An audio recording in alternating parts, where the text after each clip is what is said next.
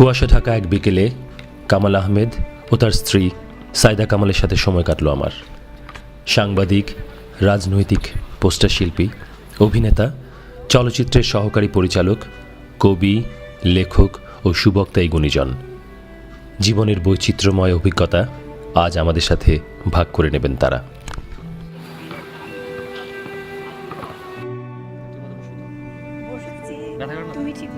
আরে আমার বসার কোনো ব্যাপার না, আমার মনে হয় তোমার জ্যাকেটটা দরকার, বাতাসটা কিন্তু ভালো না।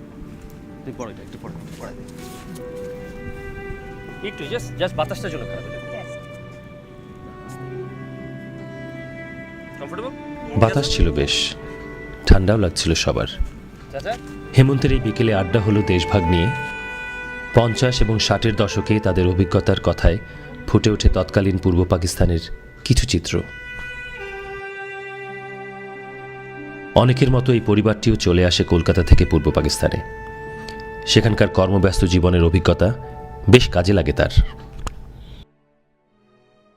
তখন পশ্চিমবাংলা থেকে বাংলাদেশে আসলাম, এই যে একটা রুট ছেড়ে নিয়ে আসা, এই যে শিকড় ছেড়ে নিয়ে আসা আরেক জায়গায় রোপণ করাটা, সেই অনুভূতিটা কেমন ছিল? মানে এটা অনুভূতিটা মিশ্র অনুভূতি, কারণ ওখানকার অভিজ্ঞতাটা আমি এখানে এসে কাজে লাগিয়েছি।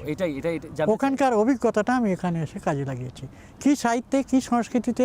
আর তখন তো একেবারে প্রচুর হিন্দুরা চলে যাচ্ছেন, সাংস্কৃতিক দিকটা একেবারে শূন্য, একেবারে। হ্যাঁ, মধ্যবিত্ত মুসলমান ছেলে মেয়েরা গান শিখতে চাইলেও গান শেখার কোনো জায়গা নেই, শিক্ষক পাওয়া যাচ্ছে না। হ্যাঁ, পাচ্ছে না। তো সুতরাং হ্যাঁ, তো এইসব নানান প্রশ্ন ছিল। এর মধ্যেই আমরা আস্তে আস্তে এগোতে লাগলাম। মানুষ তো অগ্রগতির দিকেই যায়, পেছনের দিকে তো কেউ পছন্দ করে। আচ্ছা, তুমি বলে ভয়টা কেন? কিসের ভয়? হ্যাঁ, কে কোন সময় এসে অজানাতে কেউ যদি ক্ষতি করতে পারে। হ্যাঁ, তা তো ছিলই কিছুটা, কিন্তু তবুও ঢাকায় আমি তখন দেখেছি যে ধুতি পরে যাতায়াত করা যেত। আমি যখন ঢাকায় এসেছি ওই সময় 47-48-এর পরেই, 49 বা 50 ইন বিটুইন, ওই সময় দেখেছি যে প্রচুর লোক এক্সোডাস, এদিক থেকে ওদিকে চলে যাচ্ছে, ওদিক থেকে এদিকে চলে। তোমাদের নিজেদের নিরাপত্তার ব্যাপারটা কিরকম ছিল? যে তোমরা তখন কোথায় কিভাবে ছিলেন? নিরাপত্তা ব্যাপারটা খুব যে ঢিলাঢালা ছিল তাও নয়, যে যার যান বাঁচানো নিয়ে ব্যস্ত। সবাই বুঝতে পেরেছিল যে এদেশে থাকা যাবে না, ওরা মনে করতো এদেশে থাকা যাবে না, এরাও মনে করতো থাকা যাবে না। Anyway, I came to Dhaka. তারপরে ঢাকা এসে আমি বোনের আশ্রয়ে থাকলাম, ওখান থেকে আমি সংবাদ পত্রিকায় চাকরি নিলাম। তার মানে তোমার বোন ঢাকাতে ছিল? হ্যাঁ। আচ্ছা, আমার দুলাভাই উনি অপশান দিয়ে চলে আসছিলেন, তো আমি এতে নিলাম, সংবাদপত্রে চাকরি নিলাম। তো একটা ওরকম প্রচার সংস্থায় আমি কপি রাইটার হিসেবে জয়েন করলাম। আমি নিজে দেখেছি যে শেখ সাহেব, অর্থাৎ বঙ্গবন্ধু, যিনি অনেক পরে বঙ্গবন্ধু হলেন, উনি সাইকেল নিয়ে মূল রাস্তা যেটা ইসলামপুর রোড আর নবাবপুর রোড, হোল ঢাকায় তখন এইটা। হ্যাঁ, নবাবপুর রোডে আমি নিজের সচক্ষে দেখেছি যে মুজিব ভাই সাইকেল চালাচ্ছেন, তারপরে তাজউদ্দিন ভাইও উনিও সাইকেল চালাচ্ছেন, আমার নিজেরই দেখা। আর তখন তো পার্টির অফিস কোনো ছিল না, ওই পুরানো পল্টনের কাছে একটা জায়গায় ছোট্ট একটা এতে ওষুধের গুদাম করা যেত। আচ্ছা, এভাবে অনিশ্চয়তার মধ্যে মানে তারা সামনে যে কাজ করার ব্যাপারটা, যেটা আমরা মাঝে মাঝে চিন্তা করি, যেমন ধরো এই যে তখনকার দিনে চলচ্চিত্রের কথা যেভাবে আসি, অনেক মুসলমান শিল্পী যারা কাজ করেছেন, তোমার সাথে কাজ করেছেন, বলেছে যে বশির আহমেদ, তারপর আরো কয়েকজন ছিলেন যারা কাজ করেছেন, তারা না 47 সালে আমরা কলকাতায় দেখেছি চলচ্চিত্র অঙ্গনে, চলচ্চিত্র জগতে প্রথম পা রাখলেন সতর্কভাবে, সজাগভাবে এবং নিজের গুণ জেনেই, সেটা হচ্ছে কাজী নজরুল ইসলাম। উনি চিত্রনাট্য, গল্পের গান, সাপুড়ে টাপুড়ে ইত্যাদি অনেক ছবির উনি গল্পকার, আবার প্লাস উনি তৈরি করলেন। কিন্তু তারপরে মাঝখানে বিরাট গ্যাপ, আর কেউ ওদিকে এগোচ্ছে না। তারপরে অনেকটা পিছিয়ে গিয়ে আবার যখন দেশ ভাগ হওয়ার পরে লোক চলে আসছে, ঠিক সেই সময় কলকাতাতেই একজন সাংবাদিক ওবায়দুল হক সাহেব, উনি হিমাদ্রি শেখর চৌধুরী এই নামে একটা ছবি উনি ইনকমপ্লিট রেখে কমপ্লিট করে তাড়াহুড়ো করে শেষ করলেন। দুঃখে যাদের জীবন গড়া, তাতে উনি হিরো নিলেন কিরণ কুমার, অর্থাৎ ফতেহ লোহানীকে। কিরণ কুমার। আর জহর গাঙ্গুলি ছিল তাতে, তারপরে রেণুকা রায় ছিল তখনকার দিনে উঠতি হিরোইন সবচেয়ে। আচ্ছা, তারা সবাই অভিনয় করলেন। আমরা কিন্তু রায়টের জন্যে, ক্যালকাটা রায়টের জন্যে কিরণ কুমারের ছবি ওপেনিংয়ে যেতেও পারিনি। হ্যাঁ, কাগজে কিন্তু বিজ্ঞাপন দেখছি, সমালোচনা পেলাম খুবই সুন্দর, কিরণ কুমার ভালো অভিনয় করেছে। এই সব্যসাচী গুণী শিল্পীর কাজের ভাণ্ডার ভীষণ রকমভাবে সমৃদ্ধ। সুযোগ হয়েছিল অসংখ্য কাজের মধ্য থেকে কিছু অঙ্কন দেখবার।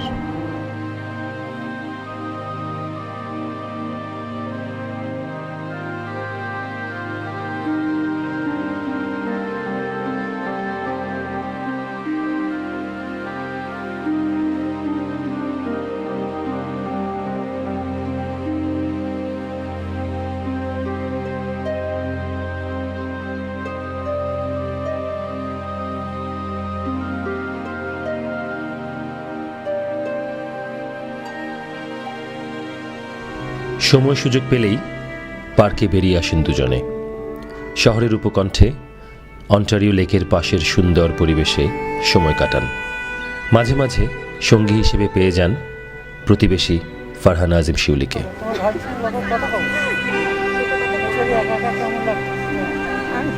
উল্টা ভাবি যে গেলে কি মানে না মাঝে মাঝে যে ঘুমের সময় দিয়ে হাজির হই। ঘুমটা কি, আমরা তো রাত্রি 12টা, 12:30, 1টার আগে তো কোনো দিন বিছানায় যাই না। পেপার নিয়ে মাঝে মাঝে পিওনের মতো দুপুরে হ্যাঁ দুটোর দিকে যাই। ঠিক আছে, কিন্তু তখন তো নো প্রবলেম। একটু ওঠো আগে। এবার ছেলেরাও চলে আসছে।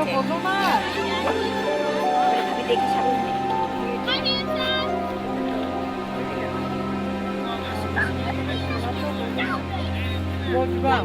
এই শীতের দেশে হেমন্ত খুবই ক্ষণস্থায়ী। সুন্দর আবহাওয়ায় পার্কে ঘোরার সুযোগ হাতছাড়া করতে চান না তারা একেবারেই।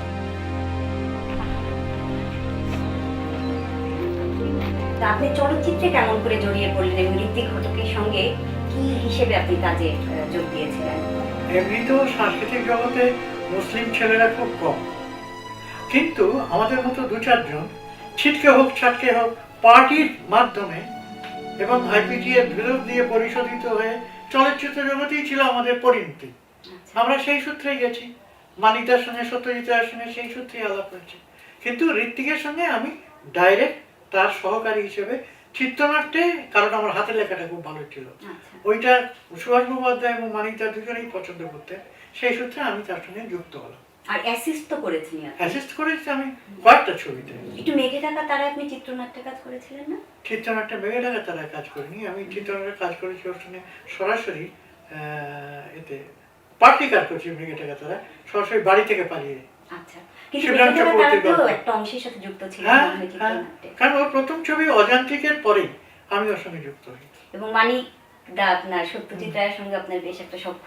সেটা পাহাড়ি সান্যাল, আমার যে অভিনয়ের গুরু পাহাড়িদা আমাকে ওর কাছে পাঠালেন, সত্যজিৎ রায়ের কাছে। ওই জীবনের প্রথম সত্যজিতের সঙ্গে আমার আলাপ হলো 1955-56 সালে এরকম। তখন he was the chief art director of DJ Keymer, advertising ওয়ার্ল্ডের খুব নাম করা ব্রিটিশের। ওখানে আমার প্রত্যক্ষ গুরু যিনি কমার্শিয়াল কাজের, ওসি গাঙ্গুলি, উনি ছিলেন নাম্বার 2 আর মানিকদা ছিলেন নাম্বার 1। আপনি অভিনয় করেছেন চলচ্চিত্রে এক সময়, একটু যদি বলতেন। অভিনয় করেছি, খুব বেশি সিগারেট খেতাম, হাত খরচার দরকার ছিল। আমার বাবা যদিও খুব ধনী মানুষ, কিন্তু সেকেলে রক্ষণশীল মানুষ। ছেলে মেয়েদেরকে নষ্ট করার জন্য এন্তার পয়সা দিয়ে যাচ্ছেন না, নিজেরা উপায় করো, উপার্জন করো, নিজের খরচাটা চালাও। আমি সেই করতে গিয়ে দেখলাম যারা ভালো ভালো, আমার তো খরচা চলে না। তখন আমাকে টুকিটাকি অভিনয় তো করতে, আমি ফিল্ম জগতের সঙ্গে রয়েছি, টুকিটাকি অভিনয় করতাম, কখনো এক্সট্রা রোল। কোন চলচ্চিত্রে প্রথম করলেন, কোন মানে বছরে? আমার ফার্স্ট চলচ্চিত্র ঠিক এই সময় মনে নেই, আমার যতদূর মনে হয় মহাকবি গিরিশচন্দ্র, রামমোহন রায়, তারপরে আসিফ সেদিনে বলছিল কি একটা ছবি, কথা বলে বিকাশ রায়ের একটা ছবি তাতে, তারপরে অগ্রদূত যাতে সুচিত্রা সেন যাদের সঙ্গে কাজ করতো, উত্তম যাদের সঙ্গে কাজ করতো।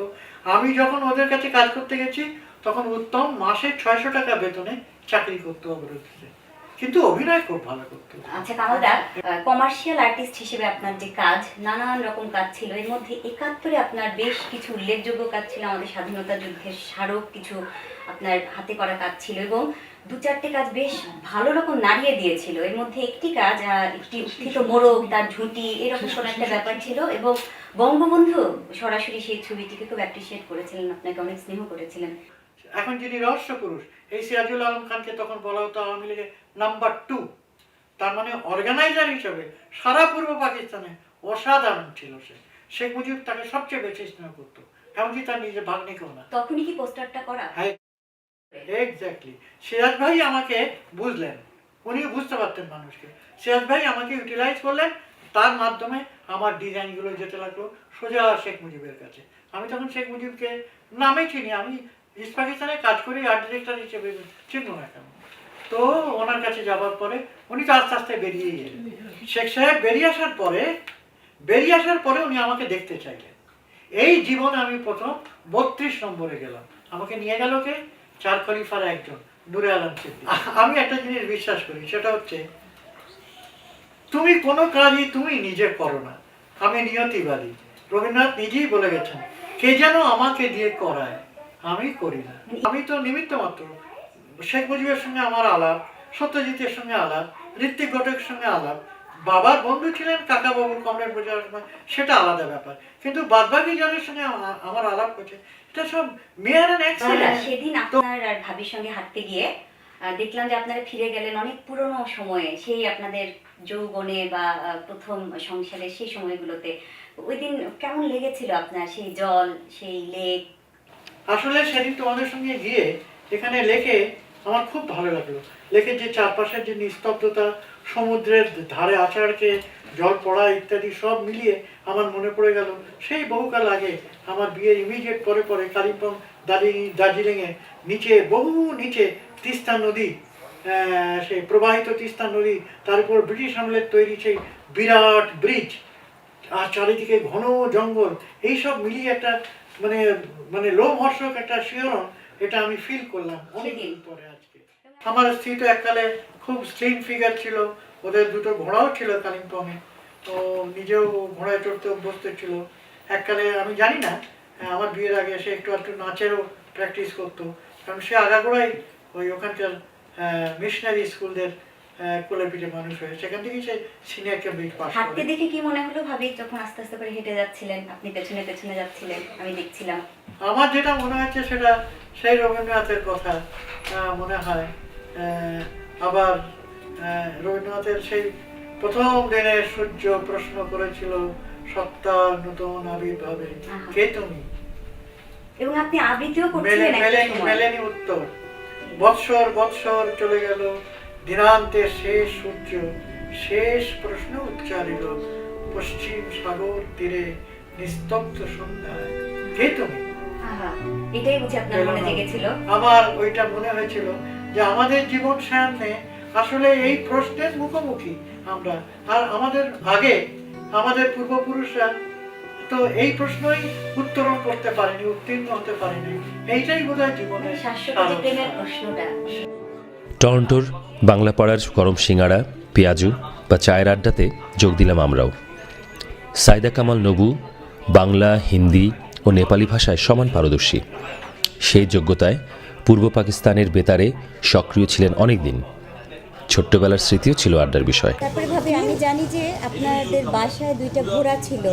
আমাদেরই ঘোড়া। হ্যাঁ, ওই ঘোড়াতে ওখানে যেতেন। গাড়ি কয়জনের বাড়িতে ছিল? ছিল না, গাড়ি খুব কম লোকের, বড় লোকদের ছিল, কিন্তু প্রত্যেকের বাড়িতেই প্রায় ঘোড়া। ও মা, আপনার 2টা ঘোড়া? হ্যাঁ, কি মজা না? কই কই যেতেন ঘোড়া চড়ে? বাবা যেখানে যেত মফস্বলে সেখানে যেতাম। বাবার সাথে সাথে ঘোড়া চড়া কি খুব কঠিন কাজ? নো, ওই পাহাড়ি পথে ওই উঁচু নিচু। সো হোয়াট, রাস্তা তো তোমার সব জায়গায় ওই রকম উঁচু নিচু নয়। আরেকটা জিনিস কি তুমি ভাবি, যে সময় দেখবে যে তোমার ঘোড়া একটু আপসেট হচ্ছে, হয়তো ওই দিক দিয়ে যাওয়ার তার ইচ্ছে হচ্ছে না, তখন তুমি নেমে যাও, ও লাগাম ধরে তুমি একটুখানি এগিয়ে যাও, সে আপনি আবার সে তোমার পিছিয়ে যাবে। ভাবির জন্ম মানে দিনাজপুরে, শুধু জন্মটাই বগুড়া, সরি, আর একদম 3 বছর বয়স থেকে পুরা বেড়ে ওঠাটা, কাজে আপনি তো পারবেন, আপনি তো পাহাড়ি মেয়ে। একদম রাইট, ইউ আর। আমার হ্যাঁ। যে এই পাহাড়ি মেয়ে। ইয়েস, আর আপনি ভাষা কি বলতেন? ও নেপালি। নেপালি মানুষ কিন্তু দেখতেও ভারী নেপালি সুশ্রী। তো আচ্ছা নেপালি ভাষাটা আমাকে বলো দুটো, আমি তোমাকে ভালোবাসি। আমি ভালোবাসি তোমাকে। হ্যাঁ হ্যাঁ, নেপালি। म तिमीलाई याद गर्छु, प्यारो गर्छु। যে আপনি ক্লাসিক মুভি দেখেন, বেশ নাম করা বেশি সেই ভালো। পুরনো পুরোনো দিনের ছবি দেখতেই আমার খুব ভালো লাগে। বলিউড ক্লাসিক। কেননা কালিম্পংয়ে একটাই সিনেমা হল ছিল তখন, এবং সেই সিনেমার ম্যানেজার তোমার দাদা ছিল। সেই সেই ছোটবেলা থেকে ছবি দেখতে সব দেখতে অভ্যস্ত। সব হয়, ক্লাসিক্যাল ছবি সব দেখেছো? সব দেখা হয়ে গেছে। আর ওখানে কেউ আমাদেরকে মানে না বলবে না যে টিকিট কেটে তুমি ভেতরে যাও বা এ করে এসো, না এসব ছিল না। আরেকটা জিনিস দেখেছি ভাবি, আপনাদের দুজনের মধ্যে সব সময় আপনি অসুস্থ হলে, যেটা নিয়ম, মানে আপনার হাজব্যান্ড কামালদা, আবার উনি অসুস্থ হলে আপনি একেবারে হাত ধরাধরি করে আপনারা দুটো শিশুর মতো করে আছেন অনেকগুলো বছর ধরে। এটা আপনার মুখে শুনতে চাই।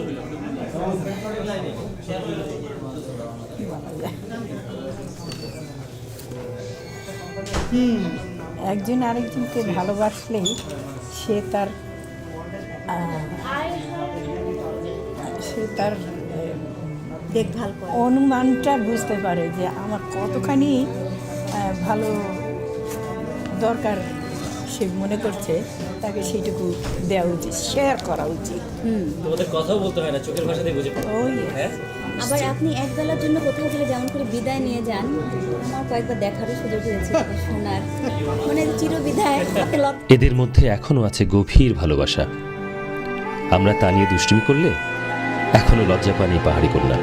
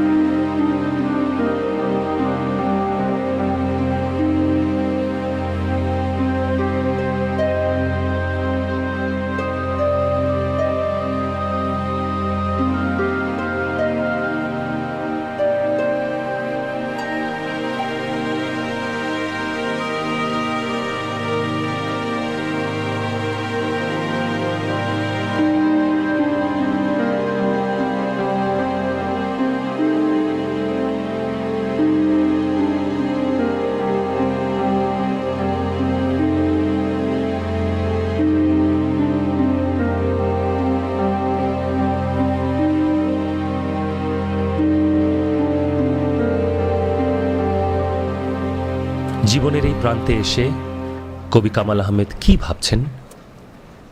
কবিগুরু রবীন্দ্রনাথ ঠাকুরের সেই গানের কথা, আমার নাইবা হলো ওপারে যাওয়া, যে হাওয়াতে চলতো তরি, অঙ্গেতে সেই লাগাই হাওয়া, তাই ভাবছেন কি?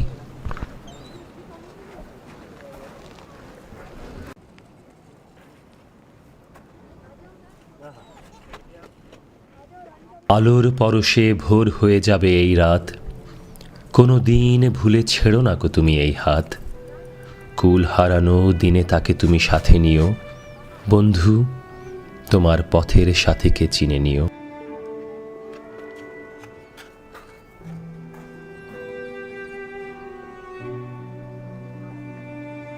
আরও অনেকের কাছে উপেক্ষিত, অবহেলিত বা অনিমন্ত্রিত থাকলেও পথের সাথীকে ঠিকই চিনে নিয়েছেন এই গুণীজন।